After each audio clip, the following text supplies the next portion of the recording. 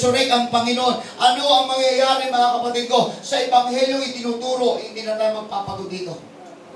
Hindi na ako pupunta dito. Wala namang kabuluhan yun. Basahin natin mga kapatid. 1 Corinthians chapter 15 verse 14. Kung hindi siya nabuhay na muli, ito yung mangyayari sa atin. Hallelujah. And if Christ be not risen, then is our preaching vain, and your faith is also vain. Walang kabuluhan ang ating pangaral. Yes. Walang kabuluhan, mga kapatid ko, ang ating pananampalataya. Kung hindi siya nabuhay na magmuli, mga kapatid, walang kabuluhan ang pangaral ng mga apostol. Yes. Hallelujah. Hindi na tayo pwede maniwala, mga kapatid. Pero nararamdaman ko na ang Panginoon, at alam kong nararamdaman nyo na ang Panginoon na buhay na magmuli, mga kapatid ko. Yes. Dahil alam ko, sa bawat pangangaral, binabago tayo ng Panginoon. At sa bawat salita, binibless tayo ng Panginoon. Kaya yun yung patunay na sa ating mga mananampalataya, si Jesus ay nabuhay na magmuli. Amen. Palakpakan natin ang ating Panginoon. Kung hindi siya nabuhay na magmuli, sinungaling tayo. Yes. Ang testimony natin sira. Pero ikaw magpapatunay sa pagbabago ng buhay mo. Yes. Kaya siya ay nabuhay na magmuli. Amen. Sa pag-iba ng direksyon ng buhay mo. Yung patunay, mga kapatid. Kasi malinaw, mga kapatid, ang ating pangangaral, walang kabuluhan niya. Ha?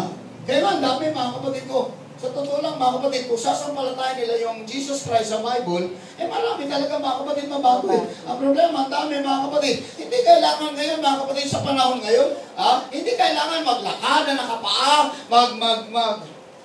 maglatigo sa katawan, hindi na kailangan pumasa na kung ano mga kapag kabigat-bigat na pasanin. Ayaw mangyari ng Diyos yan sa'yo. Ayaw niyang masaktan ka. Gusto niya pumayapa ka. Gusto niya maging masaya ka. Gusto niya mag-enjoy ka. Kaya nga ayaw kang that they might have life para sa'yo ang buhay. Yes. And life is more abundant. Isang masaganang buhay, mga kapatid. Ang gustong mangyari ng Panginoon sa buhay natin. Everybody say amen? Walang pwedeng tumumba sa ginawa ng Panginoon. Kalungkot ka isipin eh. Pero ang tanong na, meron bang nababago? Hindi pwede magpapako sa krus. Kasi kung magpapako ka sa krus, kailangan kang mamatay at kailangan kang mabuhay na magbuli kung gusto mong gayahin ang Panginoon. Yes. Pero hindi nga, mga kapatid, walang kabuluhan ng pangangaral, mga kapatid ko. Kung ikaw magpapako sa krus, sa iyong paniniwala, kung ikaw magpapako sa krus, mga kapatid ko, at pagka ikaw ay dapat mamatay, ang problema, pagkatapos may pako, takbo agad sa ospital, baka matitano eh. Ang Panginoon hindi. Nung siya nagpapako sa krus, mga kapatid, maniwala ka, nung nagpapako ang Panginoon sa krus, mga kapatid ko, hindi niya inintindi kung matitano, kaya nga namatay siya sa titano eh. Hello? Amen. Namatay siya sa hirap na, pero mo na kabayubay, mga kapatid. Pagka napicturan ng mga kapatid, takbo agad. Meron bang nagpapako sa krus, may ambulansya na nasa tapat? Yun yung dapat maunawaan ng tao. Yun yung walang kabuluhang pangangaral. Bakit? Pinapaniwalaan mo, mga kapatid ko, ginagaya mo ang Panginoon Jesucristo. Pagkapako siya, dalhin ka sa hospital, baka matitano.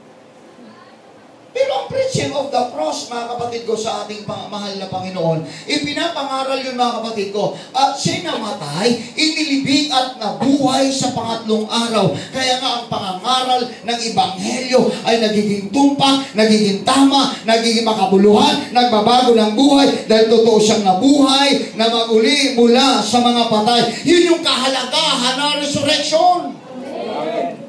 Everybody say amen. Amen. Ang problema, tumitingin lang, mga kapatid, sa pagkapako sa krus. Dapat sundin lang, the death, burial, and resurrection. Ang problema, doon lang, mga kapatid ko, wala kang pagsisisi, mga kapatid eh. Kasi habang naglalatigo ng katawan, mga kapatid, tumutuga ng gin eh. Wala pagsisisi yun. Gusto lang magsakripisyo. Hindi. Death, burial, and resurrection na eh. Yes. Kaya kailangan pagka nagpakahirap, nagsakripisyo ka, nag-rebel ka, nag-sacrifice ka, hindi kailangan mamatay ka, kailangan libing ka, kailangan mabuhay ka magmuli. Amen. Amen? Amen? Di ba ganun tayo mo? Isa rin kasi akong pumapasa ng krus eh. Kaya lang, yung pinipili ko yung krus, yung magaang, yung lumulutang sa tubig. Hindi nara. Yung nara, iniinom na ngayon. Tubig. Amen. Bagong tuklas yun. Amen po ba? Totoo yun eh. Ang hirap, tapos ikaw naman. Pagod. Ang Panginoon hindi nagreklamo eh. Yes. Bakit hindi siya nagreklamo? Abay, kung magreklamo siya, kung susuko siya, paano na lang tayo? Yes. Paano tayo Amen. anak? Amen. Paano tayo maligtas? Paano tayo magkaroon ng buhay? Paano sasakaran ang buhay natin? Amen. Ano mga pinagsasamba natin sa makakita lang tayo ng lamok, mga kapatid ko, 2 ulo, sinasamba na natin. Hello. O, di ba? Eh, totoo. Ngayon, merong bago eh. Stigmata. Yes, bata. Astig yung mata. Bata ang sanggol. Stigmata. Astig yung bata.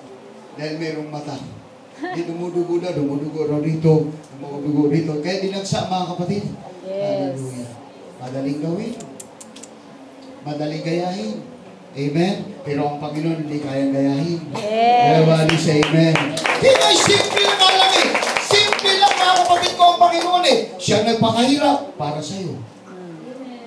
Siya nagdusa para mabago ka. Siya mga kapatid ko ang dumanas mga kapatid ko na napakatinding hirap. Sinaksa, merong Corona. pinukpok pa mga kapatid ko ng martilyo, yung kamay mga kapatid na may pako, may kurunang tinig mga kapatid ko. Lahat yung ginawa niya yun para sa iyo. Yes. Pero hindi kumpleto yung ebanghelyo mga kapatid kung hindi siya mamamatay at hindi siya mabuhay na magmuli. Yes. Hindi magiging kumpleto ang ebanghelyo.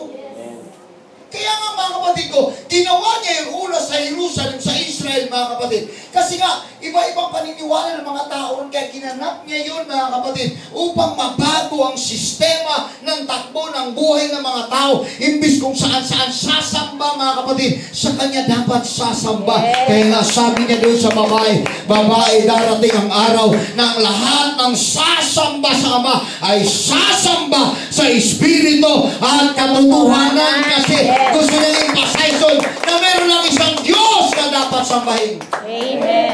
Ngayon, ang dami ng Diyos eh. May 3 Diyos, may 4 na Diyos, may 5 Diyos, may maraming Diyos. Kahit yung lamok na 2 ulo, Diyos na.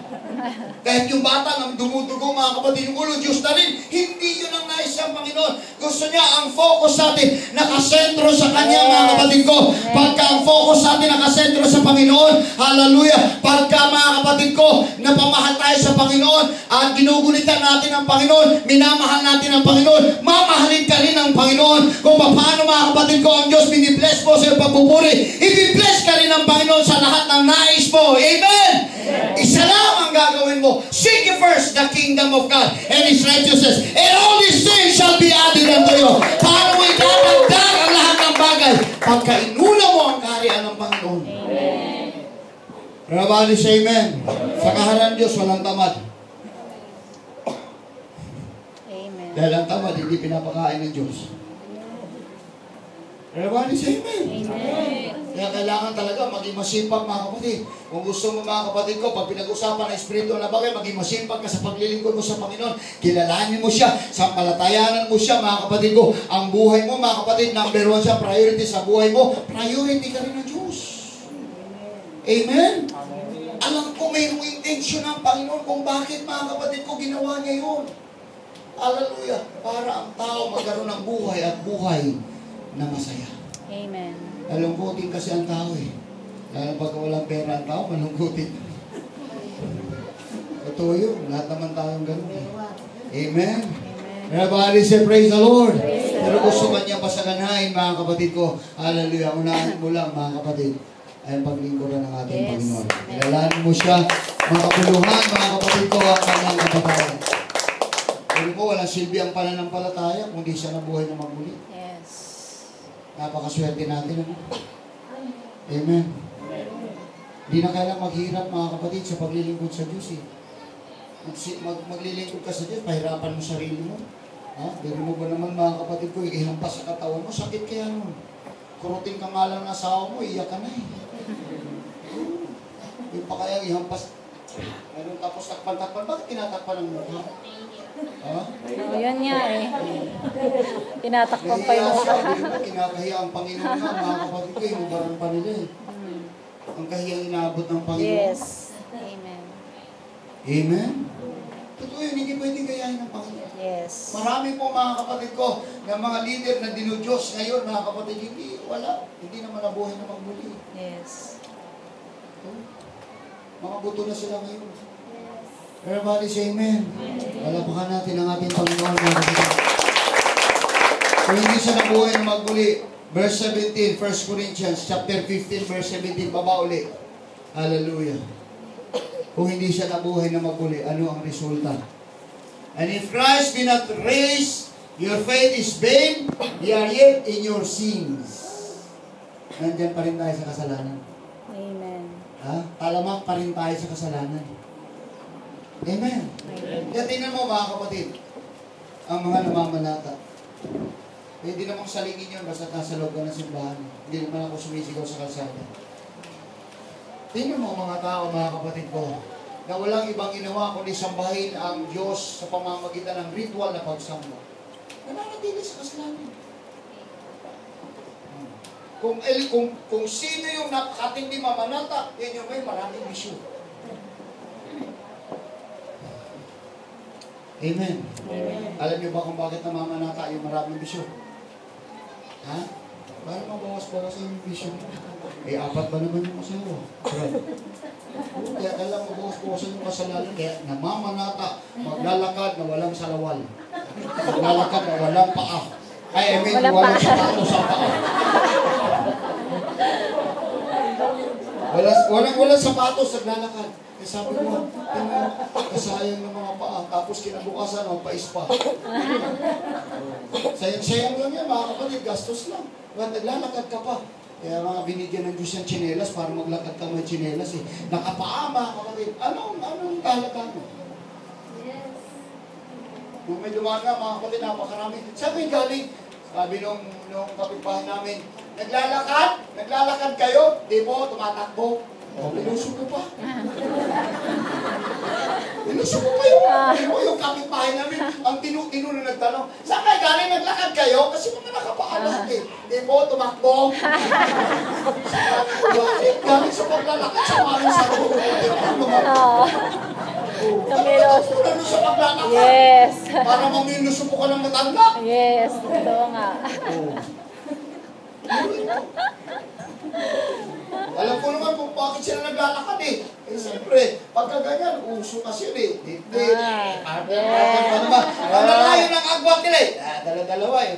It's WW. Holy hands while walking. Mga kapatid, holy hands while walking. Bibig mo mga kapatid, yung pala yung nilakad yun, di pala si Kristo eh. Yes. Totoo yan. Papunta ng grotto, punta ng divine mercy mga kapatid, maglalakad.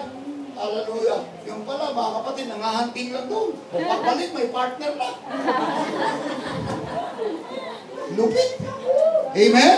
Yun ba yung significance ng resurrection? Yun ba yung significance, mga kapatid ko, ng crucifixion? Hindi yun, mga kapatid ko. Ang tunay, mga kapatid, hallelujah, na ang Panginoon na buhay na magbuli, mayroong pagbabagong nagaganap sa buhay natin. Nabuhay siya, may pag-asa ka, may assurance ka na sa buhay mo. Nung ikay manampalataya sa Panginoon, namatay ang kasalanan mo, pinatay ng Panginoon ang kasalanan mo, nung sumampalataya ka sa Kanya, nagkaroon ka na ngayon ng pag-asa, nagkaroon ka na ngayon ng magandang buhay, naging maayos ang buhay mo dahil sa pananampalataya mo sa Diyos na nabuhay na maguli mula sa mga patay.